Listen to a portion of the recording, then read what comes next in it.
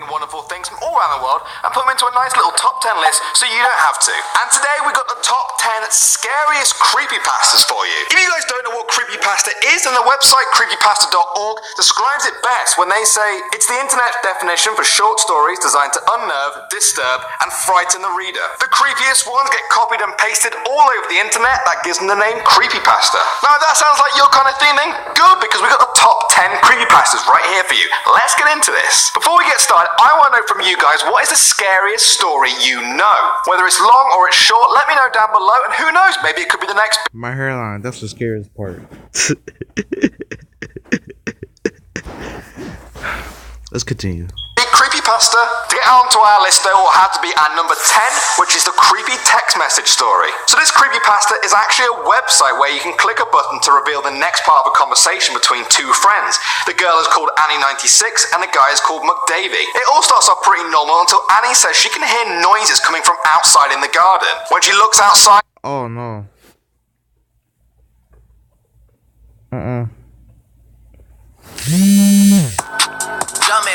Jumpin', them boys up to something.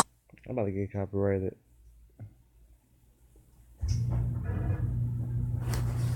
She sees a man digging in the dirt. Annie tells McDavie to quit messing around in the garden as she knows it's only him, but McDavie swears it's not. But Annie doesn't believe him, and next thing she knows, this man is in the house, calling out to her. Annie hides in the closet, frantically texting McDavie as the monster gets closer and closer and closer.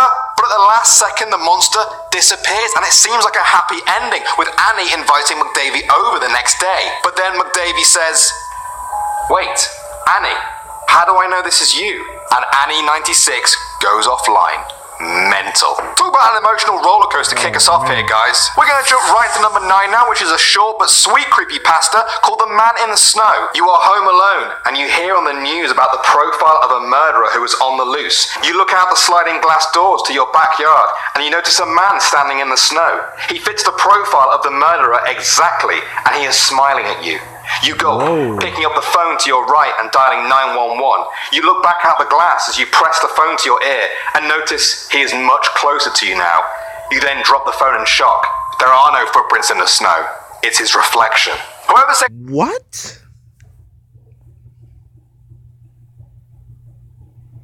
I'm about to get nightmares.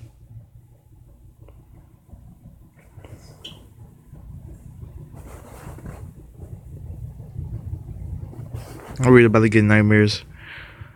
Let's continue.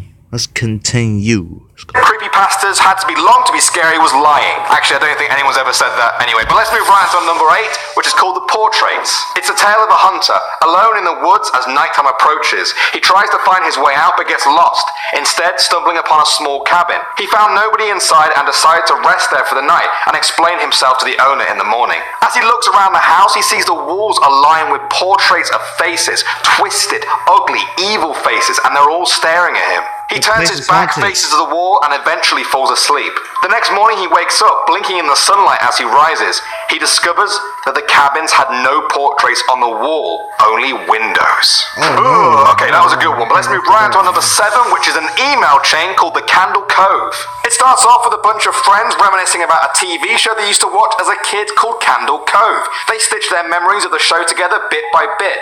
It was about a girl called Janice who would imagine herself as friends with pirates. Their ship was called the Laughingstock, and one of their crew was Pirate Percy, who was scared of everything. It all comes flooding back as they piece their memories together, even the villains of the show, who were called Horace Horrible and the Skin Taker, a skeleton that wore a top hat and a cape made out of children's skin. Suddenly they begin to remember a horrible episode where the puppets were just screaming and screaming and screaming. The camera would cut from character to character as they let out a blood-curdling scream.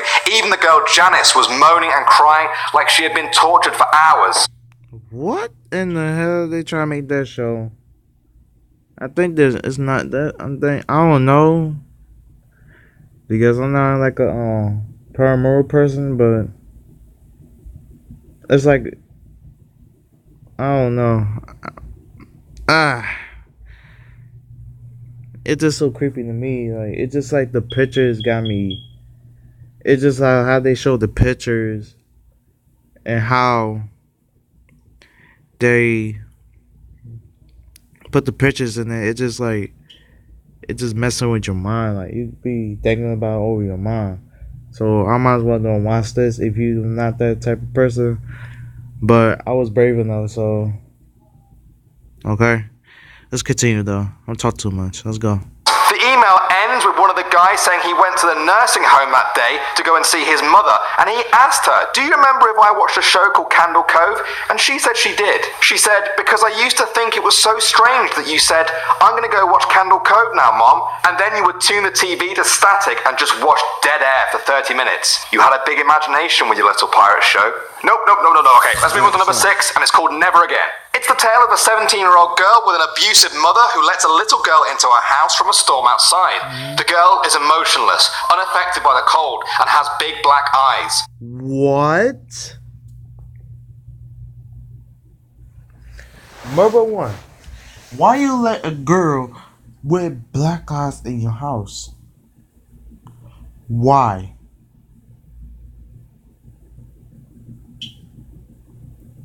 Damn, these ghosts could trick you in a way. Just pretending they're now they're gonna turn ghosts. I feel bad for the little girl though, but this is crazy. I think I'm getting chills right now. Come on. She says her name is Lacey Morgan.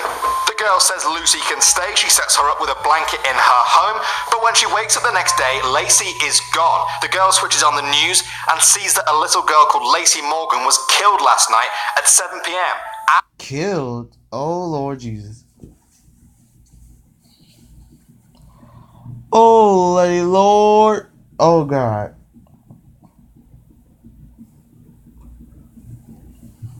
Hours before the girl let her into her own home. The news says she was killed by her abusive mother, an abusive mother just like the girl has herself. That night, the girl tries to get... Wow. Too many parents abusing kids, man. I swear to God, man, I feel bad. Like, that's fucked up. That's really fucked up. A normal night's sleep, but is instead awoken by the touch of... Oh!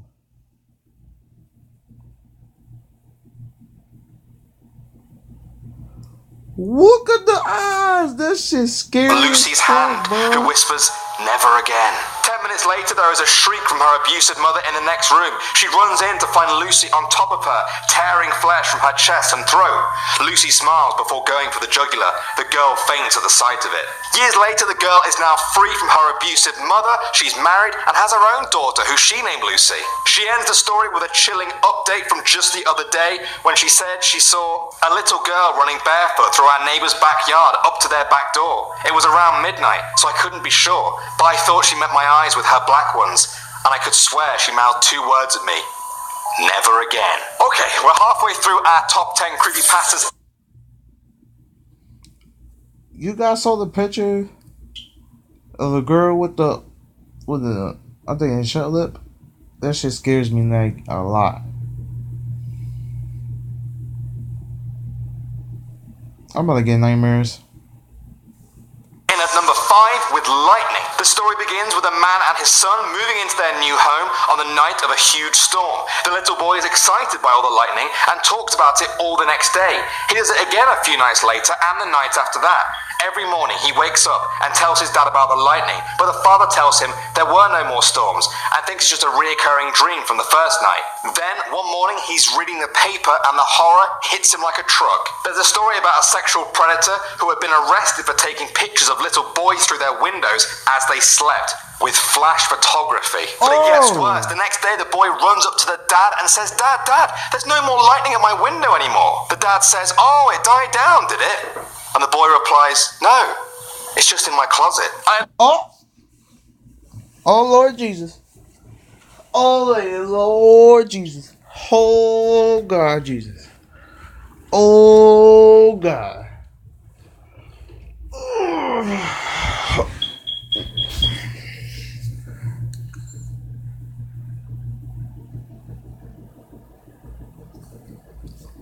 Oh God Jesus. This is... He said, "No, it's just in my closet." Oh Lord Jesus. I don't know about you guys, but I don't want to go anywhere near that closet. I want to move on to number 4, which is called The Girl in the Photograph. One day, a boy was at school when he found a picture on the grass outside of the most beautiful girl he'd ever seen. She had a dress with tights on and red shoes, and her hand was holding up a peace sign. The boy thought she was so beautiful that he decided he had to find her. He asked everyone in the school. Hold on, I'll be right back. You got it? And even his own family, but nobody recognized her. Defeated, he went to bed that night with the picture next to his bed, but was awoken by a tapping and giggling from the window. But by the time he got there, it was gone. He had no luck finding answers the next day, but was awoken again that night by a tapping and giggling. Oh no. That picture's haunted. That picture's haunted. At the window. He followed the sound outside this time, across the road, where bam, he was hit and killed by a car instantly. Oh! Oh! God, Jesus. He got hit by a car at the hearing of those sounds. Guys, so you see the picture, stay away from it. The driver jumped up and ran to the boy and found the picture in his hand. He saw a girl wearing a dress with tights on and red shoes and holding up 3 fingers. I better not see that picture. I better not see the picture. Are you watching your phone? Yes. I'm doing a reaction, okay? So you got get out the room right quick until I'm done, okay?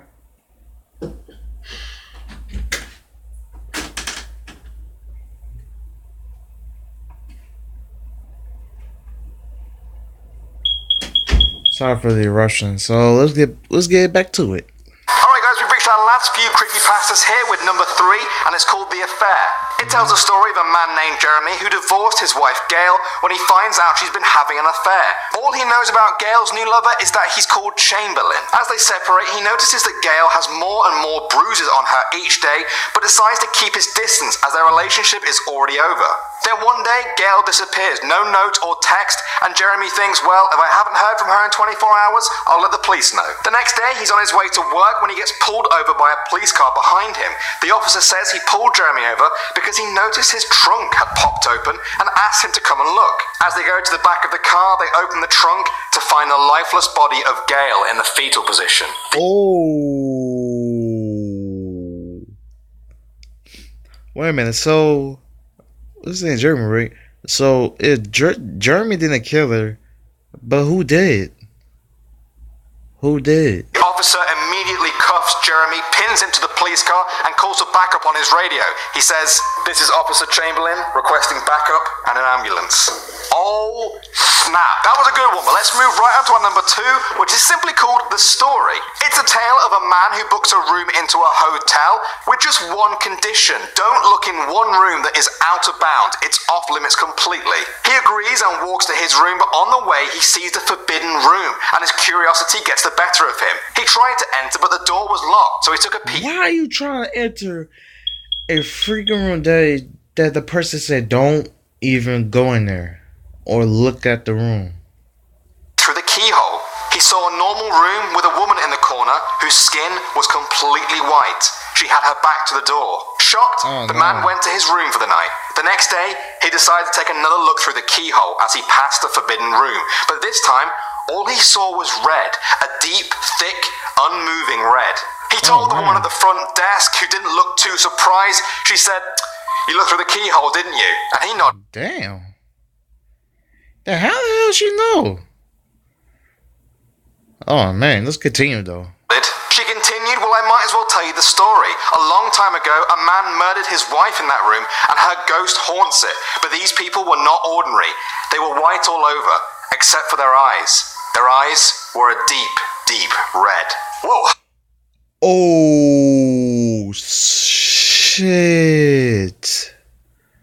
Okay guys, alright, so far in our creepypasta we've seen monsters, we've seen murderers, Yeah. we've seen molesters, but for us, none of them can touch the king of all creepypasta. It's the Smiley Man in at number 1. One day, a guy was walking I heard alone at this. night when he first noticed him. On the far end of the street was a silhouette of a man dancing. It was a strange dance, similar to a waltz, and he was slowly coming closer. The guy tried to move around him, and as he did, he noticed the man was not only dancing, he was smiling at the sky, his eyes open and wild. By this point, the guy was freaked out and crossed the road, but when he looked back, he saw the smiling man was crouched on the floor behind him. The smiling man rose slowly and continued his dance towards the guy, eyes to the sky and smiling even bigger. The guy Nope. confronts him, saying, "What do you want?" It said, get your gun out. Or if you got some dealers, just run.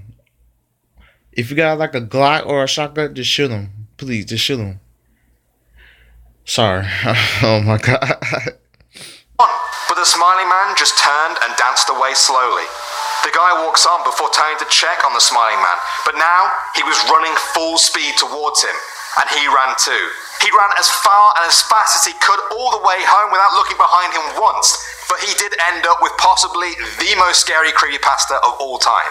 Alright guys, that was our top 10 scariest creepypastas of all time. I hope you enjoyed it. If you know any better ones, let us know in the comments below.